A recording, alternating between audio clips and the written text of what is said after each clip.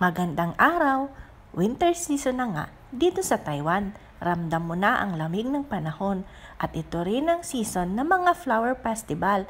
Kaya nandito kami ngayon sa Taichung para makita ang Sea of Flowers dito sa Xinxi. Nagsimula pala ito guys noong 11/11 at hanggang 12/3 lang nitong 2023. International Flower Festival pala to guys. Alam nyo ba yung mga ganitong pasyalan ay napaka-convenient. Meron silang nakaalat na free bus papunta at pabalik doon sa train station. At alam nyo rin ba guys, pag ganitong mga pasyalan ay wala silang mga entrance fee. Eto nga at dumating na yung bus na aming sinakyan at eto yung view na mga nakita namin. Napakarami ng tao at eto pa guys, kung kayo'y madaling magutom ay hindi kayo mamumroblema pagkat napakaraming tindahan ng pagkain na pwede nyong bilhan. Oh, paano guys? Tara nang maglakad-lakad.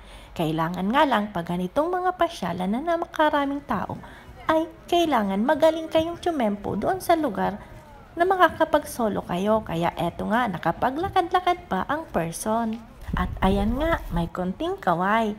Meron pang naisama. O diba? Ito ang ilan sa mga flower arrangement na makikita nyo doon.